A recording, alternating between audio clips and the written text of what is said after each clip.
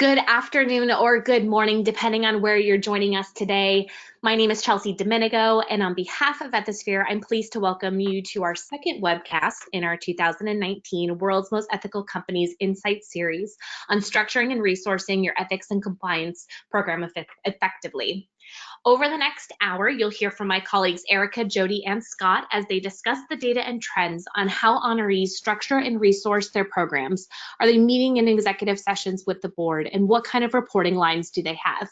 We'll discuss this and more, as well as answer your questions. So if you've ever joined us for an Ethisphere webcast before, you know we really do love taking your questions and answering them throughout today's session.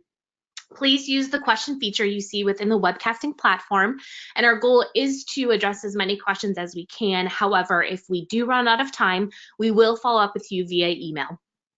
Following the live webcast today, you'll receive an email from me, including a link of the recording of today's webcast, PowerPoint presentation, and next steps on how to download Volume 2 of the WME Insights report. Just in case you happen to miss the first series within our WME Insights reporting on diversity, transparency, and written standards, I'll also include a link to that for you to listen to the playback, as well as download Volume 1 of our WME report. And lastly, we want to make sure that you sign up for Part 3 at the end of June, where we'll focus on maximizing the effectiveness of your managers. So keep an eye out for an email from me within the next day. I'll quickly introduce our speakers before turning the floor over to begin today's session. As I mentioned, I'm joined by three of my colleagues here today: Erica Salmon-Byrne, Executive Vice President, Jody Fredrickson, Senior Compliance Counsel, and Scott Stevenson, Senior Analysis. With that said, I'd like to turn the floor over to Erica, and you can begin. Great, thank you so much, Chelsea, and let me add my welcome to yours. To everybody on the line, please do use that question and chat function to send in any questions you may have. We're going to be sharing a ton of data with you on all kinds of interesting things, so I want to make sure that we have an opportunity to address your questions. Quick word on the agenda in terms of what we're going to cover today. I will spend just a couple moments setting the stage on where this data is coming from so that everybody has a good framework on what it is exactly we're going to be discussing. Many of you on the line, based on the registration list, are very familiar with the work we do, but just in case some of you are not, we'll make sure to cover that. And then we're going to dive into the really interesting stuff. We structured this particular webcast to really dive into overall program structure. What are we seeing in terms of dual-hatted CECOs? What are we seeing in terms of reporting lines? What kind of authorities are being granted to the program? Who's talking to the board, and what are they talking to them about? And then the all-important question of staffing. So we're going to dive into some of the math on FTE equivalents, as well as the backgrounds for ethics and compliance teams. So really excited to be sharing this data with you guys today. Scott, if you go ahead and hop to the next slide for me, I will just, as I said, very quickly cover kind of who we are and what we do. So for those of you who are not as familiar with the work that Ethisphere does, you can find us in a variety of places, whether it be publishing our magazine, convening conferences such as the Global Ethics Summit, which we do every year in March, or our Mexico City Summit, which actually a number of our colleagues are at, that's taking place tomorrow.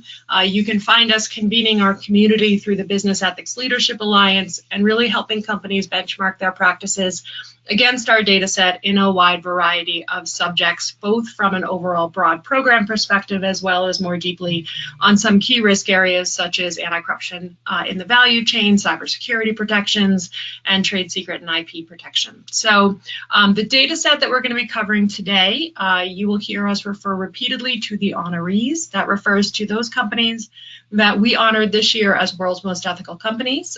We had 128 companies designated this year, representing 51 industries across 20 countries. And we talk about this data set because we can very publicly tell you who's in it, because those are the companies that are on the list. So anybody who is curious about who those companies are, you're welcome to visit our website for further details. And part of the reason why we focus particularly on the WME data is because for the last decade, we've been tracking the financial performance of those publicly traded companies on the WME list. And what we see year after year is that those companies are outperforming the major US large indices by sometimes as much as 10%. So if you see here, what you see in front of you is what we call the ethics premium.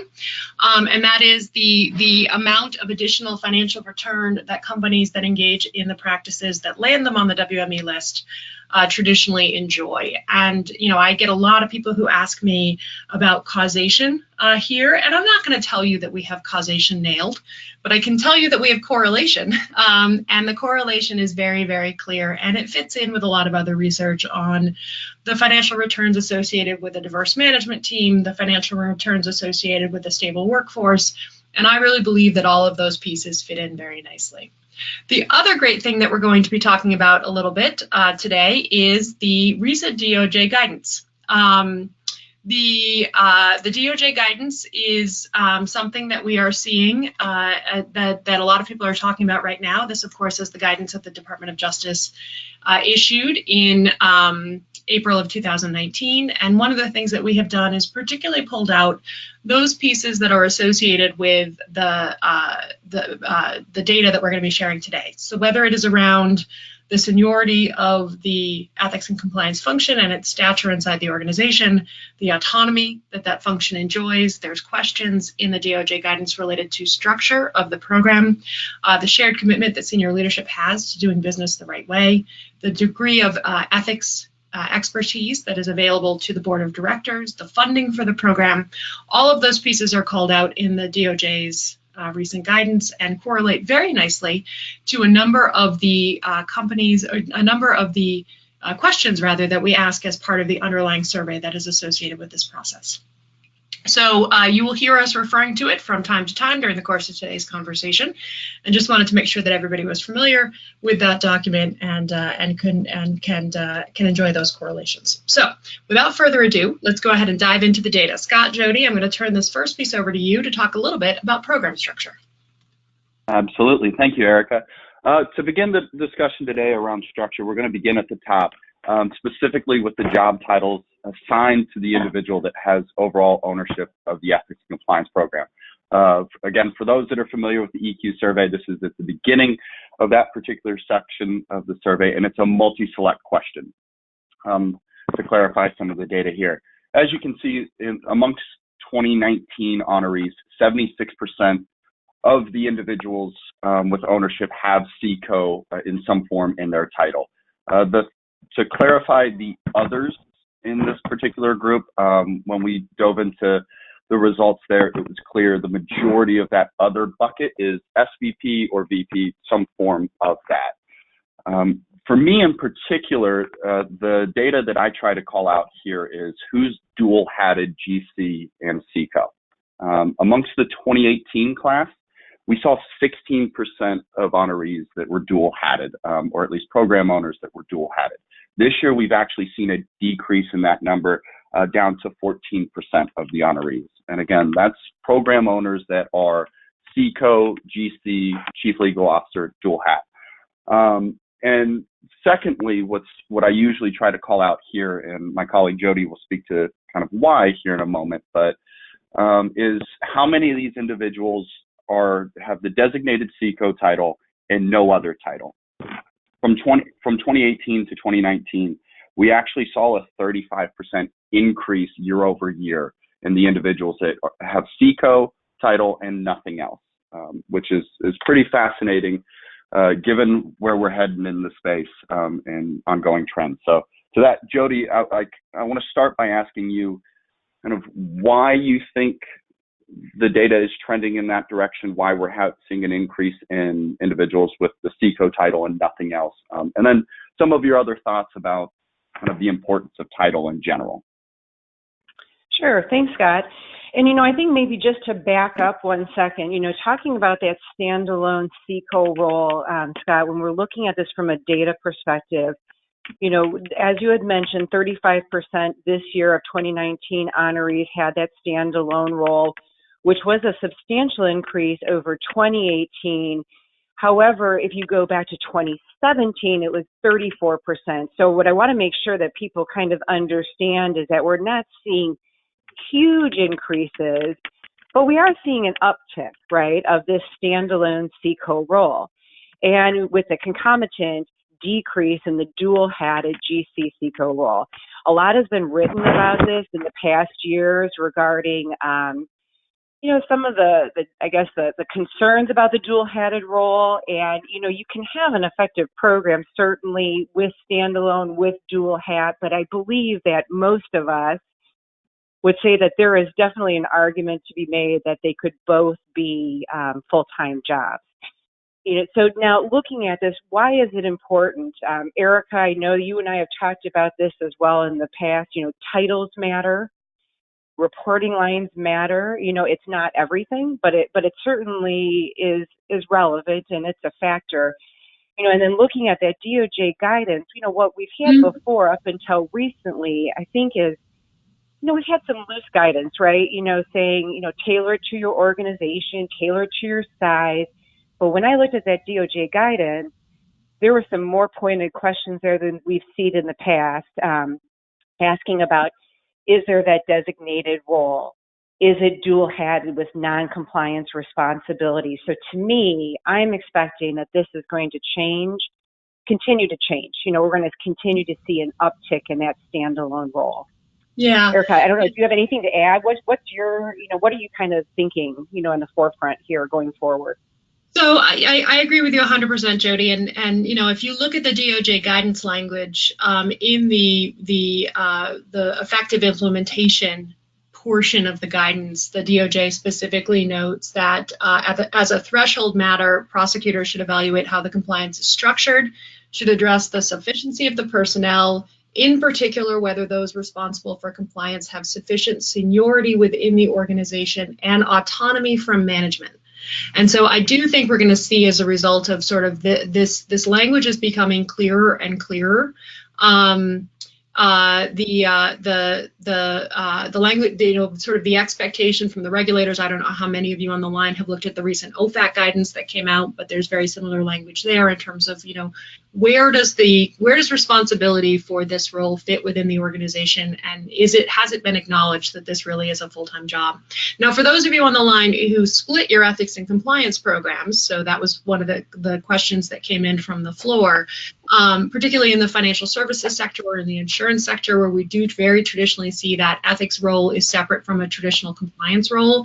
That's always an interesting question, right? So the way we ask the ethics quotient question, we're really focused on overall responsibility for the ethics program, as opposed to a regulatory compliance function, where we are still generally seeing that regulatory compliance function really roll up through legal. Jody, Scott, I don't know if you guys have anything to add to that.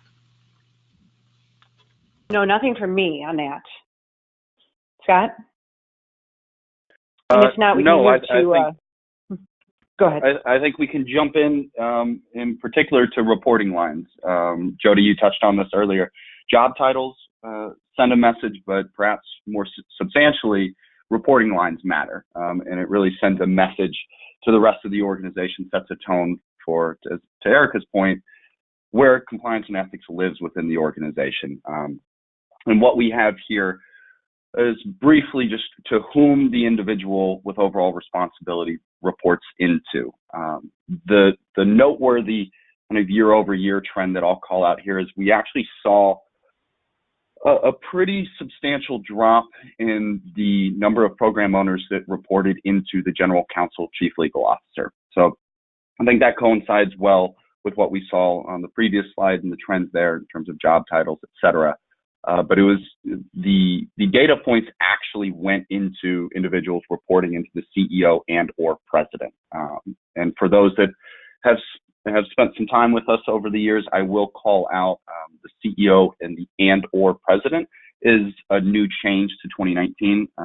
In my humble opinion, I'm attributing the uptick to individuals reporting there to that and or president. I don't think it's, at least in my experience looking at the data, I don't think it's necessarily everyone all of a sudden reporting into their CEO. But Jody, Erica, any thoughts you want to add for this particular data point before we jump into 4A11? Yeah, Scott, go ahead. Go ahead, Jody. Oh, just a point. I mean, obviously, like this program reporting, this data is going to, piggybacks off of the prior data slide, which, is going to change year over year with regards to the WME honoree pool changing as well. A couple of, I think, interesting things to me, Erica, when I was looking at that other category and we were kind of delving into that, there we have, it's commonly CEO and board committee reporting falls in that other category, which is about 25%.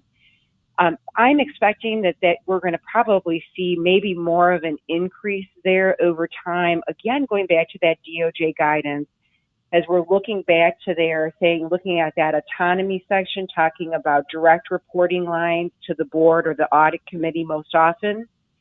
And then, Erica, one thing that I wanted just to get your input on was that 5%. This was a new answer for this year of a reporting, and this is only to the board. Now, this is not, ethics and compliance presentation to the board, but this is an administrative reporting. I personally have not seen only reporting to the board during my program assessment work. Erica, have you seen this at all? Because this is kind of surprising to me, that 5%. Yeah, it's a new choice, and as often is the case when we start asking new questions on the ethics quotient, I think it takes a little while for us to get our wording right and for companies to really understand what we're after. Because I also, Jody, have never seen pure reporting only to the board. And think about this, if you submit an expense report for approval, your audit committee chair is probably not the person that's signing off on your expense report, right? That's from a governance perspective, not the kind of activity that you would see the audit committee get involved in. Now, we do see committee chairs being very involved in setting the compensation for the person running the program, in doing the performance evaluation for the person running the program. But really here what we're looking for is, is to get a sense. I like to say, as Jody said earlier, org charts send messages, right? You're telling the organization something about what your priorities are by acknowledging who reports to the CEO or who's part of that senior leadership team. And so that's really what we're trying to get at with this question. So my suspicion is that those are folks who are really focused on who does the performance evaluation, who sets the comp, who has the ability to terminate the SECO. Does the board have to sign off on terminating the chief ethics and compliance officer before that happens? That's what I'm suspecting that 5% actually is, because I've never seen an audit chair sign off on a SECO's expense report. Yeah, I agree with that. Okay, you want to move to the next slide? Oh, sorry, go ahead. Before we pop to the next slide, we got another other question, which was actually from the slide before, which is that other title bucket. What fits in there? And what we see in there is a lot of VP or, sort of some other designation of seniority goes along with that SECO title. So for those of you who are curious on the title slide, what's in the other bucket, that's what's in the other bucket. Great.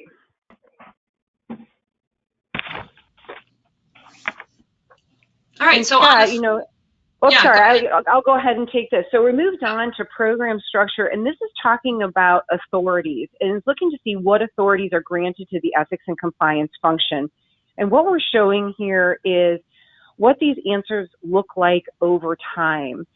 So, and I apologize, I know at least for me, some of this type is a little bit small, but at the top of the slide, the first 4 answers are what I would expect to see common authorities for the ethics and compliance function, right? So revising the code, even if you need to get board approval, authoring, revising business conduct policies, budget responsibility for the ethics and compliance program, hiring authority.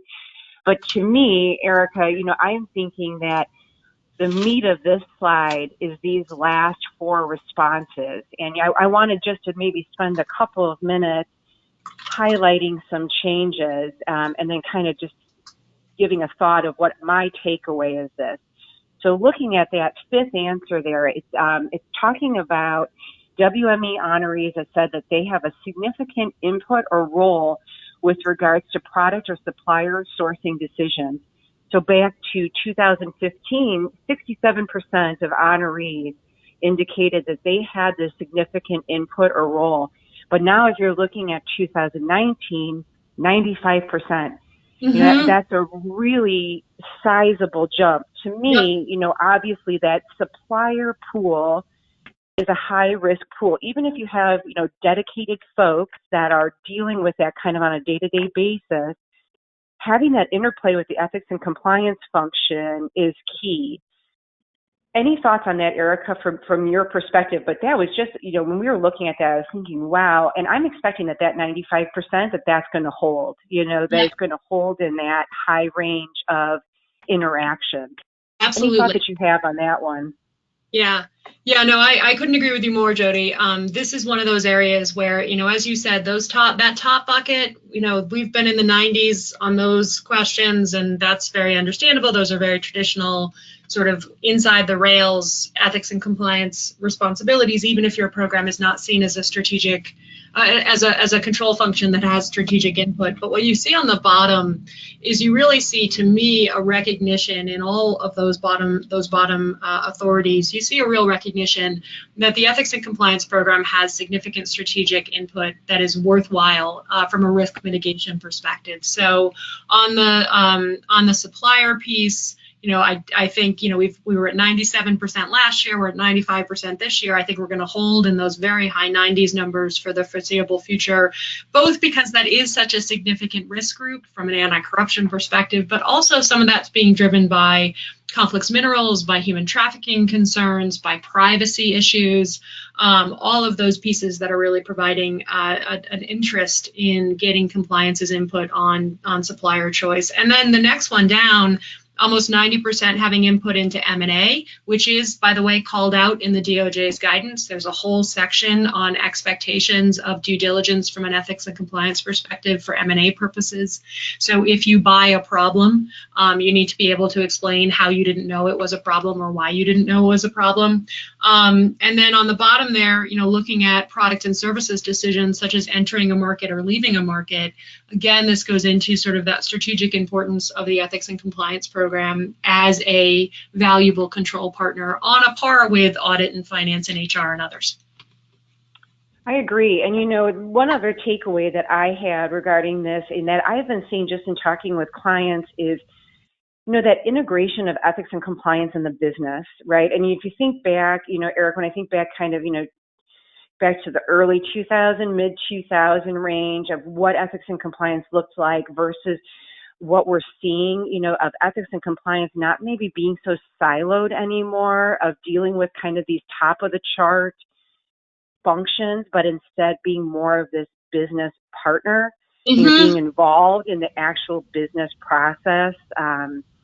You know, and I think that even when Scott is flipping to the next slide, talking about these company-wide interactions, this, you know, kind of solidifies that too, just this integration of ethics and compliance versus, you know, being that more of that siloed approach. And I think that that's just going to happen more and more over time.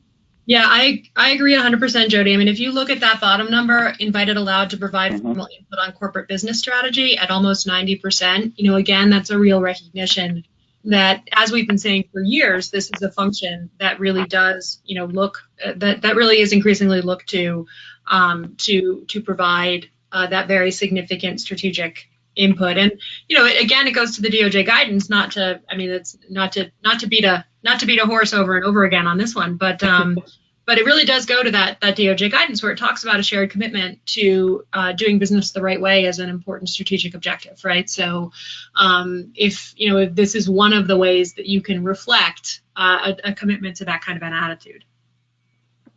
Right. Definitely agree. And Scott, if you could move forward to the board reporting section, we're just going to change topics here. And Eric, I was wondering if you wanted just to maybe take a little bit of the lead with regards to some of this data about the overall and the day-to-day responsibility regarding the ethics and compliance program. Yeah, absolutely. Thanks, Jody. And this is a place where we have some really, I think, really interesting information that both plays into what you can think about as you think about the way things are structured inside your organization, and then also some questions that your board members might very well be asking you from a best practices perspective. Autonomy of the program and compliance expertise available to the board were two things that were called out very specifically in the DOJ guidance. It's also referenced in the recent OFAC guidance. So, this is certainly something that is on the mind of regulators and is on the mind of every director that I've spoken to over the course of the last 18 months. So if you do have a situation where you have a dual-headed person running the program, so it's the general counsel who also serves as the CECO, or if you have a situation where you have someone who is not running the program as their full-time job. So maybe they have another title or another set of operational responsibilities that would require them to spend only 75% of their time or less on the program. The follow-up question we ask is, do you have someone who is running the program full-time? So if you have made the decision that you are going to share it with share the role or split the role, do you have someone who is really focused on nothing but this? And if the answer to that is yes, as you see here on the left-hand side of this chart, 96% of the companies in the data set say that were faced with this question said yes. The next question is, when you go to talk to the board, whether it's the audit committee, the risk and compliance committee, the nom-gov committee, whatever group it is that is responsible for overseeing the program, does that person that's actually living the program come with you? And this is something that we've been asking companies about since the 2010 edits or revisions to the organizational sentencing guidelines, where the sentencing commissioners really tried to figure out what companies were doing to avoid what I call the Hollinger effect, which is where the general counsel is actually involved in the misconduct, and no one below the general counsel had the relationship with the audit committee where they felt comfortable going around the GC and telling the board what was actually going on. So the sentencing commission at that point in 10 very strongly suggested that the person who is actually running the program on a day-to-day basis is exposed to the audit committee or the board often enough such that they would have that relationship. Or, is this somebody who never gets the opportunity to talk to the board? And as you see here, 3/4 of the companies in the data set that had that person running the program bring that person and involve that person in the presentations on the ethics and compliance program. And this is another place where I expect to see this number to increase, because again, this came up in the guidance, and it's clearly something that the regulators are focused on. Is the person who's actually running the program, who understands what's happening on the ground with the business, are they involved in talking to the board? Is the board exposed to, and does the board have access to that level of input? And Erica, just quickly, I just wanted to point out, with regards to this data on the right, we did see an uptick over last year. It was small. It was a 3% uptick of people that said yes, of honorees that said yes, the day-to-day is there in attendance. I personally still see that there's kind of a lag here. And it is evident, right? From looking at the chart on the right to the chart on the left. There's always this sensitivity with regards to board presentations and who's attending and, all that sort of thing. But we did see at least a little bit of an uptick over last year. But I agree with you. I'm expecting to see, even if it's slow, gain here of having that day-to-day person. And I think it is advisable to have that person there. But it still seems like, there's kind of just a little bit of a lag in making that happen among companies that we're talking to. Yep, I agree 100%, Jody. So if we hop to the next slide, the next question we ask is, that I thought would be interesting to the audience, is of course, how often are you talking to the board or to the relevant committee? And what you see here is that the majority of companies are saying as often as the committee is meeting. So what you see between regularly scheduled more often than quarterly and regularly scheduled quarterly is really more of a reflection of the frequency of committee meetings and less a reflection of any kind of variation in reporting. So bottom line is, every time the committee gets together, the program or details on the program are shared with the board, and we'll get into in just a moment what is actually being shared. But this is a great reflection of the importance of making sure that the board is kind of fully involved and informed about the activities of the program, and the frequency with which you see a compliance update on the agenda is a reflection of that. Going beyond that to the next slide, what we end up seeing is another question, which is the relationship between the person with responsibility for the program and the chair of the committee. So, much like the head of internal audit will have a telephonic conversation or an in-person conversation with the chair of the audit committee prior to the committee meeting to go over what's in the pre-read and talk about agenda, is there some sort of similar cadence of back and forth between the individual running the program and the committee chair? And what you see here in this data, and this is a brand new question, by the way, what you see here in this data is you see a reflection of the fact that is indeed the case for the majority of organizations. Either it's regularly scheduled prior to the committee meeting, or it's at least monthly. That there is a back and forth between the individual running the program and the chair. And again, that goes to that 2010 edit to the organizational sentencing guidelines, which is that relationship building component piece, right? How much of that back and forth is really happening with the committee chair, such that the person who is in a position to understand what sort of risks the company is facing, that person is then able to share that information with the committee chair. So, and Erica, one thing, just briefly, is that when we're looking at these regularly scheduled meetings, a lot of times when I talk with with clients or different companies, they'll say, well, I can pick up the phone at any time, and then the follow-up question is like, well, do you? And right. I think that's why we're kind of like trying to understand here from this regularly scheduled perspective. Obviously, if someone has an active relationship where you are picking up the phone, that's what you really want. But if you don't have that relationship, having this regularly scheduled meetings can help kind of force the dialogue to make sure that interchange is taking place. Yep. And I think that's an important, kind of just an important point to keep in mind outside of just before those committee meetings, of having that regular dialogue. Yeah, no, I think that's exactly right, Jody. Very fair point.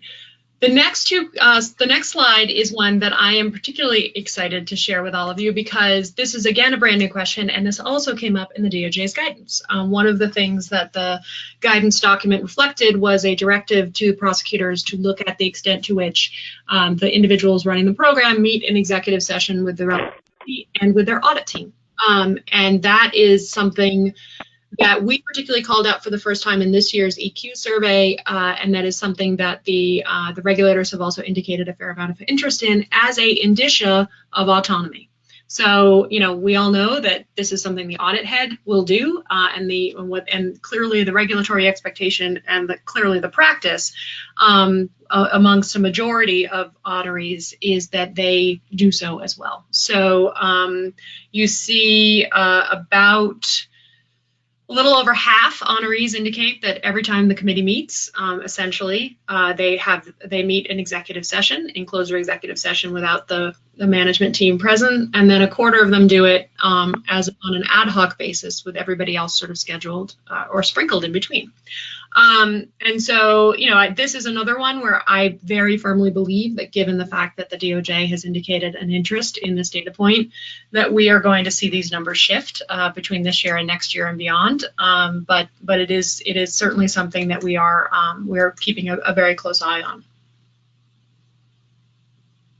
And then same question for the auditors, which again, of course, came up in the guidance, the extent to which the ethics and compliance folks are meeting with external auditors about the program without the management team present. And here, again, you see 40% indicating on a quarterly basis, almost 20% indicating regularly scheduled more often than quarterly, and then everybody else with some other level of frequency, with only 2% indicating never. That they have never done so. So again, an indicia of autonomy that the guidance document directed regulators to keep a pretty close eye on. So Scott, if we hop to the next slide, because I want to make sure we leave plenty of time before the top of the hour for the staffing and structure components.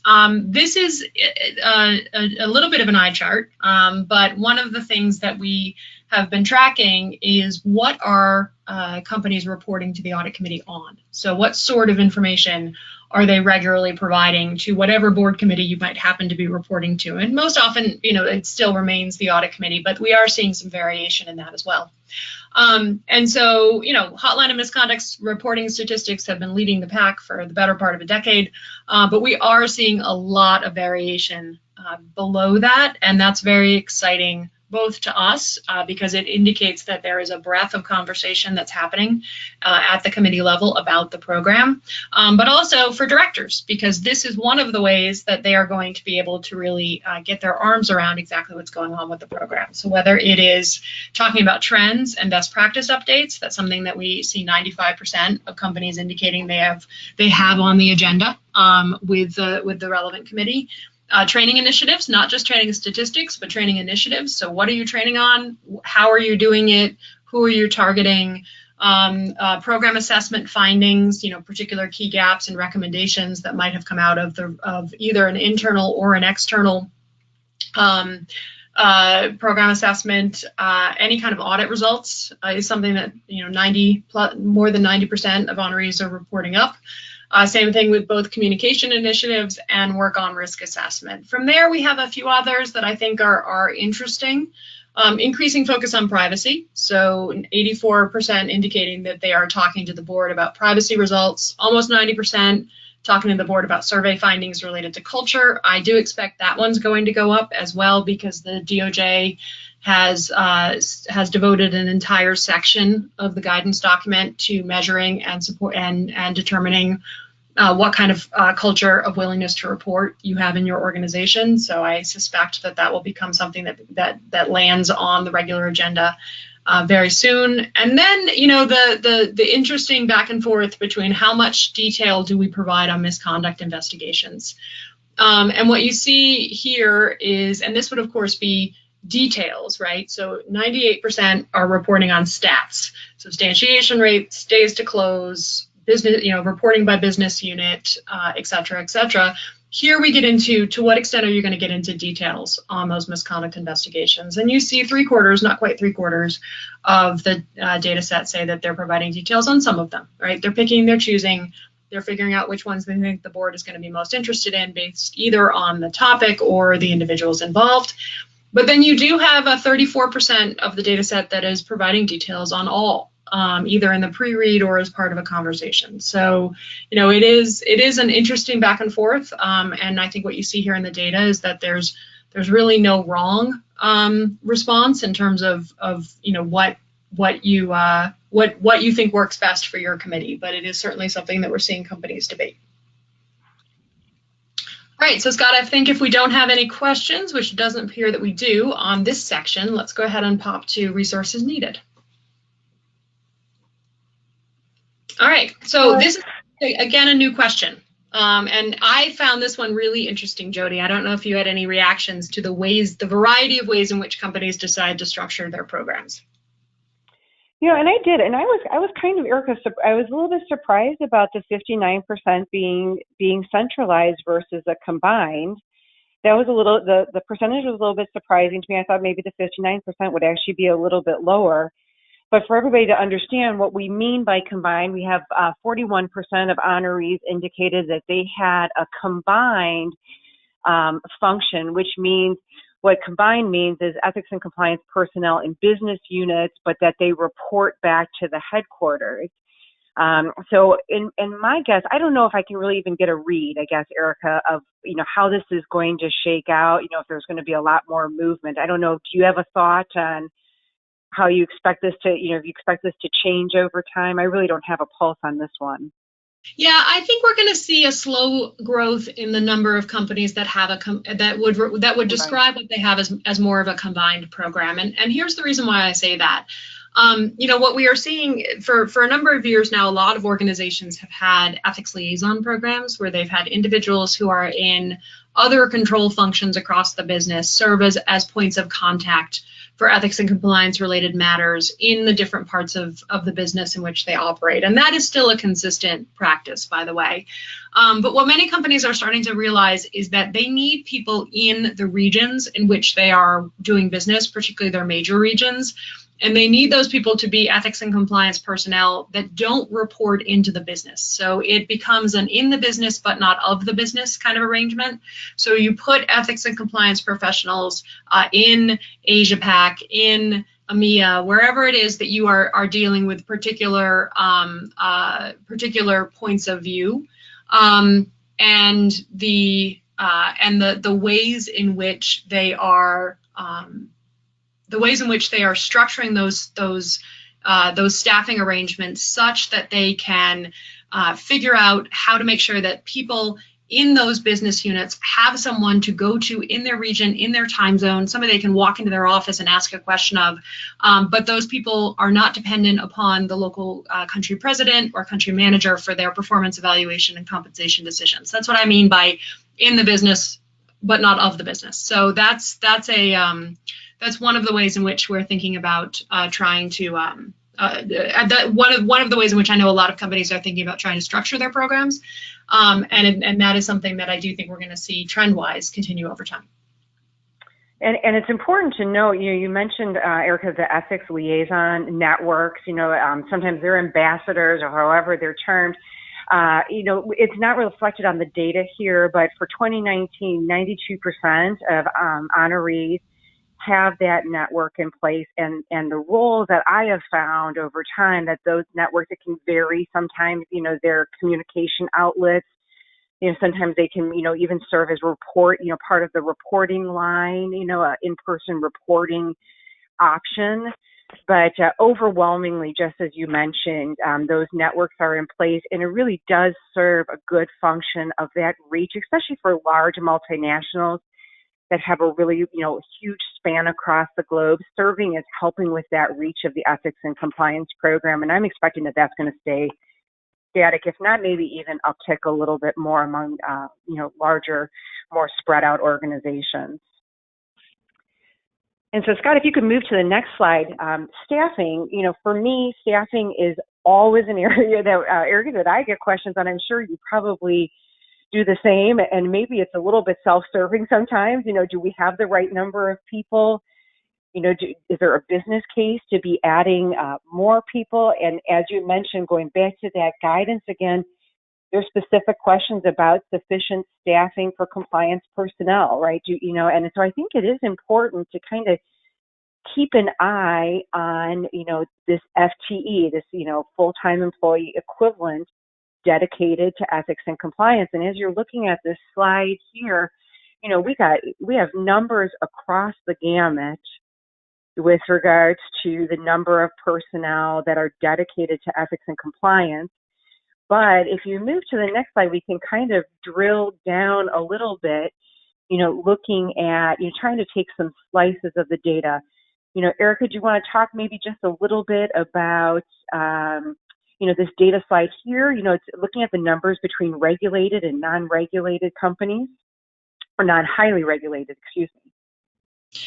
Yeah, so this is one of the biggest challenges that we always have with any kind of FTE analysis, right? And that is the fact that if you are operating in a highly regulated space, particularly if you're operating in a highly regulated space that, but you have your ethics and compliance program combined, so your ethics people are also your compliance people, and you're operating in financial services, you're operating in, you're under the purview of OFAC, things along those lines.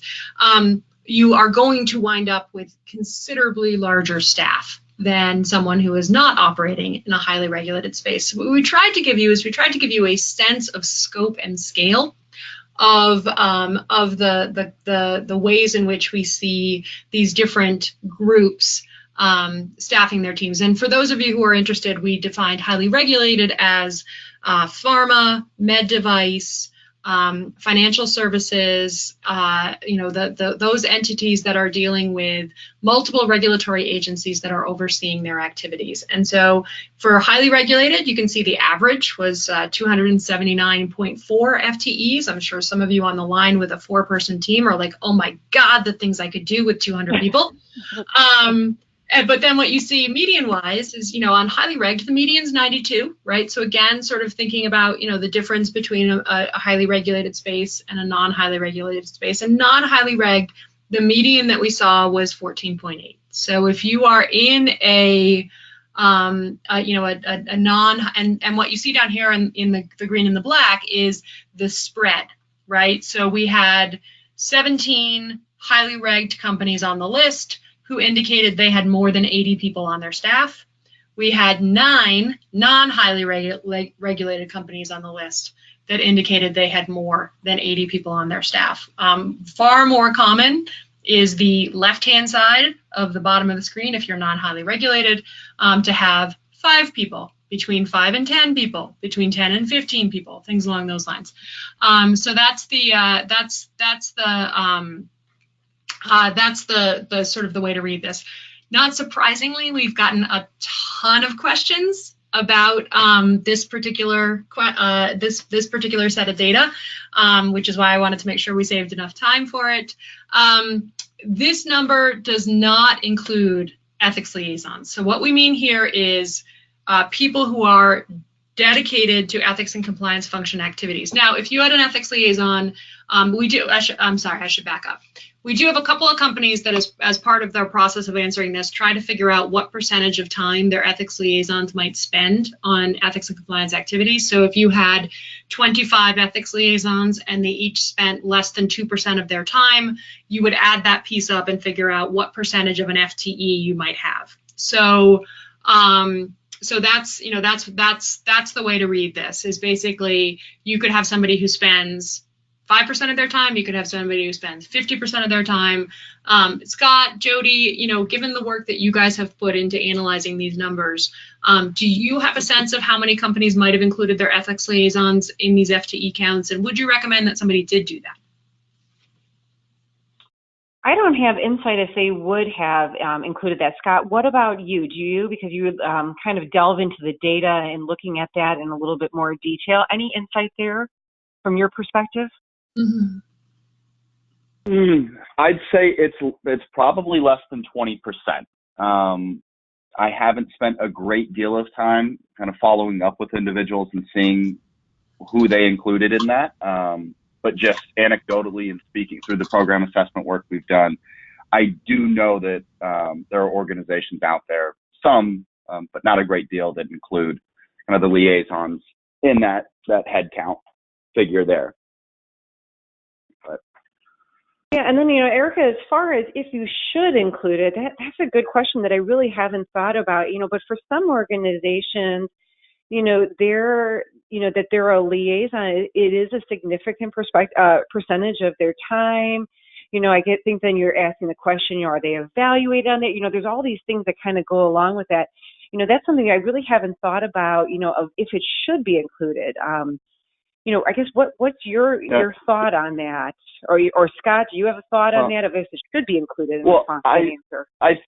I think what we've seen, right, is organizations continue to adopt the practice of having a liaison program. Some are a bit ahead of the curve in terms of formalizing that process. So you mentioned having that be a part of their performance evaluation and just the general amount of time. And I think going back to an earlier data point where, the ethics compliance function is increasingly being brought into kind of business strategy and part of M&A activity and just boots on the ground, that I do think as liaisons take on more of a burden, if you will, more responsibility, and being an ethics champion in APAC, EMEA, so on and so forth, that it probably should be, especially if they're spending the amount of time and being the champion in that area. But Erica, curious your thoughts on that.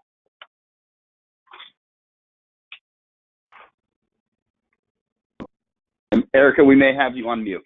Yep, I was saying brilliant things on mute. Apologies, everybody. I think one of the proxies could very well be whether or not their compensation is included as part of the ethics and compliance budget. Or if they're borrowing people from other parts of the organization. I think that can sometimes be a rough proxy. This is one of those questions, that we have been trying to get closer and closer to. it's interesting. We've had a lot of people ask if we are able to do any kind of headcount analysis, and that is something that's going to require us to do a fair amount of additional math, but we're working on that. The bands that we use for company size are broad enough that it complicates the ability to do that, but we're trying. So stay tuned. If we're able to get anything that we think will be useful to you, we'll be certain to share it via our various thought leadership vehicles over the course of the summer. It's interesting to look at the ways in which companies are also thinking about this, whether they're publicly traded or privately held or nonprofits. That's the other place that we are seeing that we were able to do a little bit of analysis that we think would be useful to all of you, which is, how do you think about staffing based on size? And I've seen a couple of companies or a couple of people sending in questions based on the national companies, so companies headquartered in just one country versus multinationals. We ended up running a privately held and nonprofit versus publicly traded analysis that I think gives you a little bit more interesting information. So again, here to think about the median, we are looking at 26 as the median for publicly traded firms versus 15 for everybody else.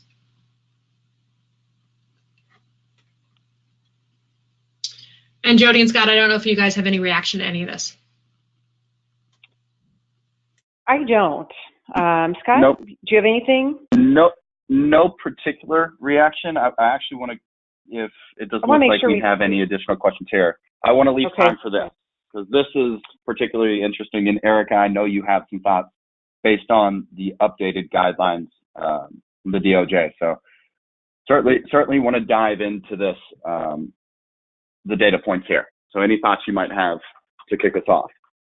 Yeah, no, thank you, Scott. It's a very good point. There's without doubt, this is one of those areas that we see companies asking a lot of questions about, how should I staff my programs? So the FTE analysis for sure is something, that is a piece of this, but then also if you look at experience and qualifications, which is something that the Department of Justice called out very specifically in the guidance, the level of experience, the qualifications and the roles, the skill sets that they're bringing to the table, that's all something that the prosecutors, the regulators have indicated they're going to look at very seriously, and then also something that we're really focused on thinking about from our perspective as well. And there's a couple of things on here that are to be expected, I think, and then there's a couple of things on here that I was a little bit more surprised by.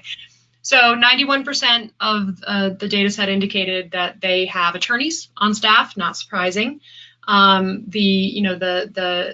there are individuals on staff with a legal background, 85% investigations, also not surprising. One of the big structural questions we get a lot is, where should I house my investigations team? Are all my investigators inside compliance, or am I splitting them between compliance and human resources? This data point tells us that there are at least some investigations that are being handled by staff inside the compliance team in 85% of the data set. And this is actually a research question that we're going to dedicate a fair amount of time to over the course of the summer, so I'm excited about that. I was a little surprised to see auditor as high as it is, and audit and finance being two backgrounds on the E&C staff team, right? So these are not partnerships or relationships with finance and audit. These are people with finance and audit backgrounds that are actually part of the ethics and compliance team. So that was an interesting one to me. But the one I really wanted to call out is down here in the 54% range, which is communications. So if you think about the importance of training and comms, and we could spend an entire webcast talking about what the Department of Justice had to say about training and comms. But if you think about the training and comms piece and just how important it is to effectively reach your employees with information in the modalities in which they are best going to learn, it makes sense that we see half the data set indicating that they have somebody with that background on the ethics and compliance team. So again, not a liaison relationship, not somebody that you partner with on the comms team, but actually on the team, someone that you work with on a regular basis. That's one of the things that I definitely am seeing fairly frequently on that is coming up in the conversations that I'm having with companies, right? How can we really make sure that we're reaching employees where they are with the information they need in a timely basis in a way that resonates. So that's exciting. And Erica, just adding to that, the one that stood out to me was data analytics. That 55% having somebody with data analytics on your team. I was really surprised by that. Data analytics, what I'm seeing, companies are still working on it. Lots of companies are trying to figure out, how to use it effectively, realizing not only is it helpful from a reactive standpoint, but also trying to think of it from a proactive standpoint. And that, I think, is where the challenge is, trying to, marry different data streams and be, proactive, so looking to see, wow, we have questions coming from this region, nobody's looking at policies from that same region, trying to, connect together different data points and predict. So that to me was really a surprising point. I'm expecting to see more on that coming up because I know that it is on the threshold, and on the radar for a lot of companies that I'm talking to of how do we do this? How do we do it effectively? And now they're bringing it onto their team even. Yeah, no, it is probably, if you look over the job postings, section at anywhere they sort of consolidate ethics and compliance related job openings, data analytics is showing up over and over and over and over again. The companies that we are seeing dedicate a particular headcount to a data analytics, data scientists, things along that. And whether companies are using Power BI or another kind of platform related mechanism to be able to look at their data, that is something that we are seeing more and more companies take a look at. Everyone wants dashboards. People want to really be able to understand the performance of the program at a snapshot, and the idea that they have someone dedicated on their team that has the capability to do that. I expect next year we're going to see that number upwards of 75%. It is such a trend that we're seeing right now as companies try and figure out how they can use data to more efficiently target their practices and their programs. Great. So I think we have just a couple of moments to talk about upcoming webcasts. So I had a number of people writing in asking about the percentage of questions for next year's survey that we anticipate to see changes. All of that's coming later in the summer. But if you have questions about ways in which you can access this particular data to be able to target it for your use, there are a variety of different ways that you're able to do that. And then, as Chelsea mentioned at the top of the hour, we do have another third part of this series coming. So all of you who registered will get the link to download the report that goes along with this particular set of data. You'll see a little bit more analysis in text format in that on the FTE issues and all the rest of the things we talked about today. We have a third part of the Insight series that is going to be coming out in June that is specifically dedicated to empowering your managers to be effective ethical leaders. I'm excited about that one because we're going to cross it with a bunch of the data that we have on the culture side and talk about all the reasons why your managers matter. So that's one of the things that you should stay tuned, and if your schedule allows you to join us for that one, please do so. Thank you to everyone who sent in questions. We have a couple of questions we didn't have a chance to get to, but we'll be sure to follow up via email after the fact. And Jody, Scott, thank you guys so much for taking time out of your day to join me and talk through all of these different pieces of data and the ways in which they play into both regulatory guidance as well as the ways in which companies can structure their programs to be more effective. Thanks so much, Erica. Thank you. All right. Bye now.